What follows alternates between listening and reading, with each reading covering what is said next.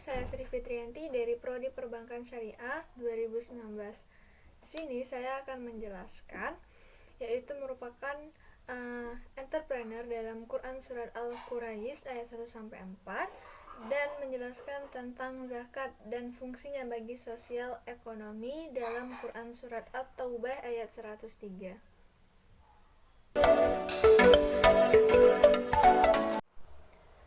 Ayat dan terjemahan Quran Surat Al-Quraish ayat 1-4 yang berbunyi, A'udzu billahi minasyaitonir rajim. Bismillahirrahmanirrahim. Li'ilafi Quraish ilafihim rihlatas sita'i was-shayf falyabudu rabb hadzal bait alladzi at'amahum min ju'in wa amanahum min khauf. Yang artinya, karena kebiasaan orang-orang Quraisy, yaitu kebiasaan mereka bepergian pada musim dingin dan musim panas, maka hendaklah mereka menyembah Tuhan pemilik rumah ini, Ka'bah, yang telah memberi makanan untuk menghilangkan lapar dan mengamankan mereka dari rasa ketakutan.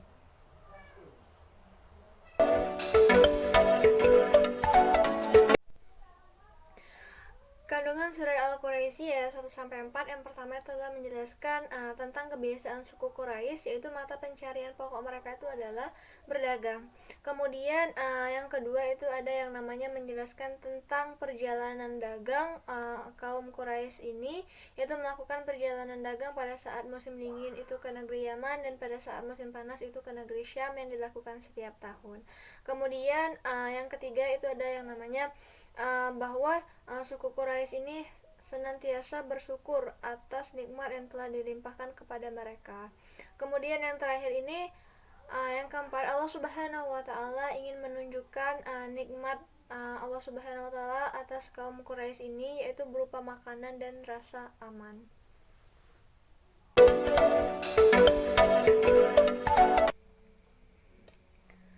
Tafsir Quran Surat Al-Quraish ayat 1-4. Ayat yang pertama yaitu adalah li'ilafi Quraish, yaitu kebiasaan orang-orang Quraisy. Ibnu Jarir mengatakan bahwasanya huruf lam di awal ayat ini menunjukkan makna takjub, seakan-akan disebutkan, yaitu kagumlah kamu terhadap kebiasaan orang-orang Quraisy dan nikmatku yang telah kulimpahkan kepada mereka. Ibnu Katsir mengartikan ilaf, yaitu kebiasaan atau tradisi. Kata Quraisy ini adalah nama yang diambil dari tokoh, yaitu gelar dari seorang An-Nadir bin Kinanah. An-Nadir bin Kinanah ini sendiri merupakan seorang kakek Rasulullah yang ke-13, di mana silsilahnya itu adalah Rasulullah Muhammad bin Abdullah bin Abdul Muthalib bin Hasim bin Abdi Manaf bin Kilab bin Murrah bin Ka'ab bin Lu'ay bin Gali bin Fir bin Malik bin Nadir bin Kinanah. Ada pula yang berpendapat bahwa suku Quraisy ini adalah Fir. Manapun yang benar, sebagian besar dari penduduk asli kota Makkah itu sendiri merupakan keturunan dari suku Quraisy. Kata Quraisy ini berasal dari kata at-takarusi yang artinya itu adalah keterhimpunan, yaitu di mana anggota suku Quraisy ini yang awalnya tadi terpencar-pencar lalu menyatu menjadi suatu himpunan yang sangat kokoh dinamakan dengan suku Quraisy. Kemudian ada yang berpendapat pula bahwasannya kata Quraisy ini berasal dari kata korosah yang artinya itu adalah berusaha atau mencari. Sebagaimana anggota suku Quraisy ini dikenal sebagai pengusaha yang ulet dan selalu mencari orang-orang yang butuh untuk dibantu. Kemudian tafsir ayat kedua yaitu adalah ilafihim rihlatas sita'i was-shayf, yang artinya itu adalah kebiasaan mereka yaitu berpergian pada musim dingin dan musim panas. Kata rihla itu berasal dari kata rahalah yang artinya itu adalah pergi ke tempat yang relatif jauh. Kata rahalah ini adalah di mana orang-orang melakukan perjalanan dagang yang dilakukan oleh orang Quraisy pada musim dingin dan musim panas yang dilakukan 2 kali dalam setahun, yang dipelopori oleh kakek Rasulullah, yaitulah Hasim bin Abdi Manaf. Suatu hari ketika ada Bani Makhzum yang ingin melakukan al-itifar lalu didengar oleh Hasim, kakeknya Rasulullah, maka beliau menyampaikan kepada suku Quraisy dan meminta untuk saling membantu. Maka dari situ mereka bersepakat untuk melakukan perjalanan dagang yang dimana keuntungannya itu dibagi rata antara si kaya dan si miskin. Maka hal itu pula lah yang dipuji oleh Allah Subhanahu wa taala. Kemudian tafsir dari ayat yang ketiga yaitu adalah fal ya'budu rabb hadzal bait, yaitu maka hendaklah mereka menyembah Tuhan pemilik rumah ini atau Ka'bah. Maka hendaknya mereka suku Quraisy ini adalah mengesahkan dan menyembah Allah Subhanahu wa taala yang telah menjadikan bagi mereka kota yang suci lagi aman. Kemudian tafsir ayat keempat yaitu adalah alladzi at'amahum min ju'i wa amanahum min khauf, yang artinya yang telah memberi mereka makanan untuk menghilangkan lapar dan mengamankan mereka dari rasa ketakutan. Di sini ditafsirkan bahwasanya dialah Allah Subhanahu wa taala yang telah memberikan makanan agar mereka tidak lapar dan memberikan rasa aman serta banyak kemurahan kepada mereka. Maka hendaklah mereka untuk beribadah kepada Allah Subhanahu wa taala dengan mengesahkannya dan tidak mempersekutukannya dengan sesuatu ataupun. Kemudian dua nikmat dalam ayat terakhir ini adalah yaitu kesejahteraan ekonomi dan stabilitas keamanan, di mana dua hal ini adalah merupakan dua hal yang sangat penting dalam kehidupan masyarakat. Sehingga nikmat-nikmat Allah atas suku Quraisy ini dapat diperoleh karena Allah menempatkan rumahnya di sana. Sebagaimana yang difirmankan itu adalah Rabb hadzal bait, yang artinya itu adalah mereka seandainya Allah ini tidak menempatkan rumahnya di sana, niscaya mereka tidak akan mendapatkan keistimewaan atau kemudahan tersebut.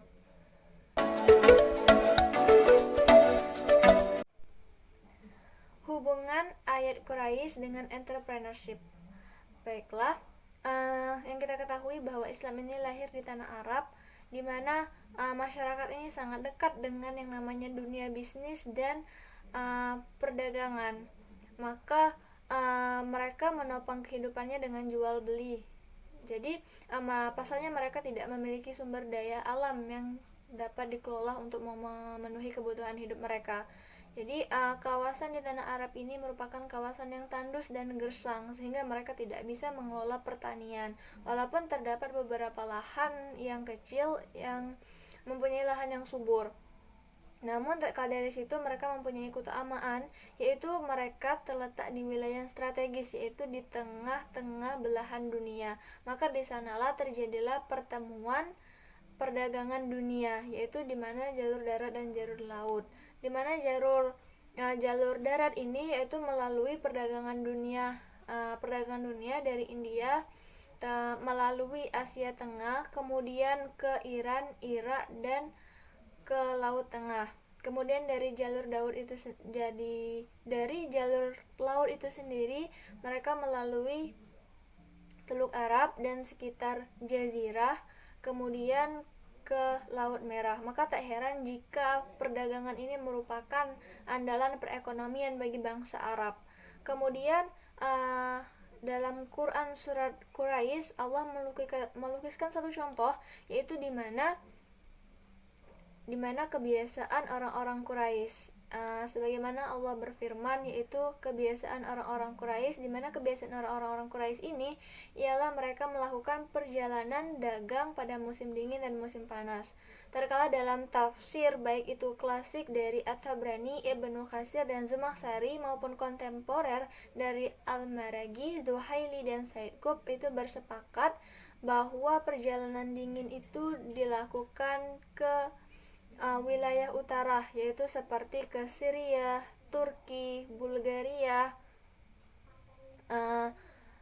dan Yunani dan sebagian Eropa Timur. Kemudian pada saat perdagangan musim dingin itu dilakukan pada wilayah selatan, itu seperti Yaman dan Oman.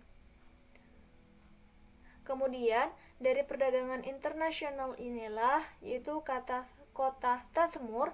Kota Tadmur ini dikenal sebagai sebuah kota mutiara padang pasir, yaitu tempat bertemunya kafilah-kafilah perniagaan dari berbagai penjuru dunia.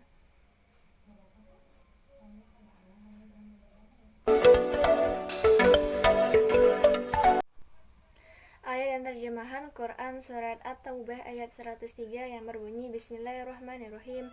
Khudh min amwalihim shadaqatan tutahhiruhum wa tudzakkihim biha wa shalli alaihim inna salataka sakanun lahum wallahu sami'un alim. Shadaqallahul alim, yang artinya ambillah zakat dari harta mereka guna membersihkan dan menyucikan mereka, dan berdoalah untuk mereka, sesungguhnya doamu itu dalam kurung menumbuhkan ketentraman jiwa bagi mereka. Allah Maha mendengar lagi Maha mengetahui.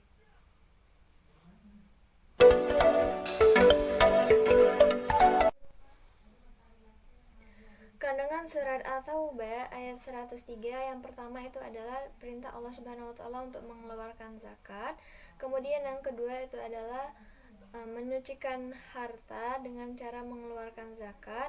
Kemudian yang ketiga yaitu sungguhnya Allah Maha mendengar tiap-tiap doa hambanya. Kemudian yang keempat itu adalah Allah Maha mengetahui segala sesuatu.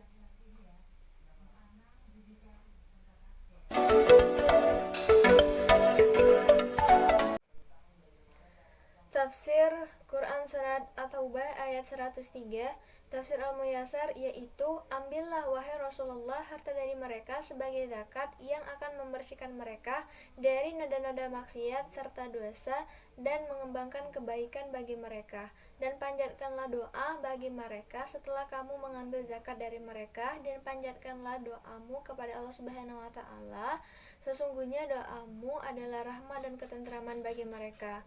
Dan Allah Maha mendengar doamu lagi Maha mengetahui perbuatan dan niat-niat mereka.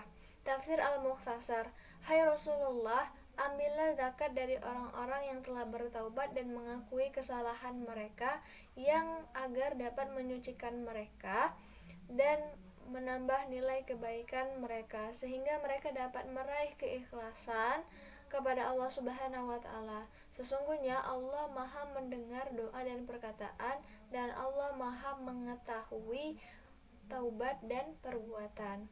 Sehingga tafsir Quran Surat At-Taubah 103 ini secara detail yaitu, ambillah wahai Nabi sebagian harta benda dari orang-orang yang telah bertaubat yang mencampur adukan antara amal soleh dan perbuatan buruk lain.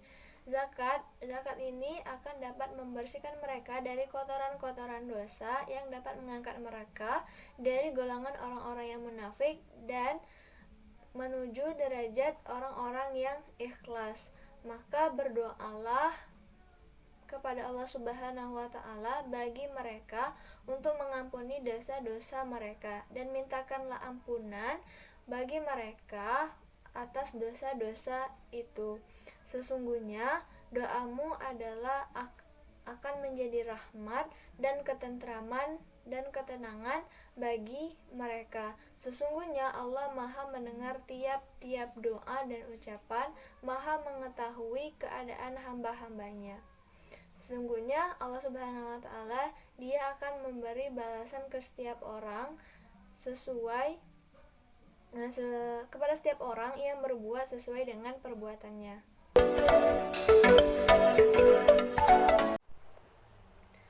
Hubungan Quran Surat At-Taubah ayat 103 dengan zakat. Secara terminologi fikih, zakat diartikan sejumlah harta tertentu yang diwajibkan oleh Allah Subhanahu wa taala untuk diserahkan kepada orang-orang yang berhak menerima dengan persyaratan tertentu.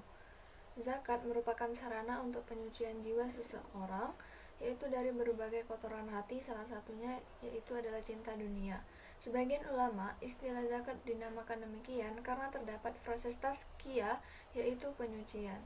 Zakat juga berfungsi untuk menyucikan harta yang dimiliki seseorang, yaitu dengan mengeluarkan zakat, yaitu sebagaimana yang difirmankan oleh Allah Subhanahu wa taala dalam Quran Surat At-Taubah ayat 103, yang artinya, ambillah zakat dari harta mereka guna membersihkan dan menyucikan mereka, dan berdoalah untuk mereka, sesungguhnya doamu itu menumbuhkan ketentraman bagi mereka. Allah Maha mendengar dan Maha mengetahui.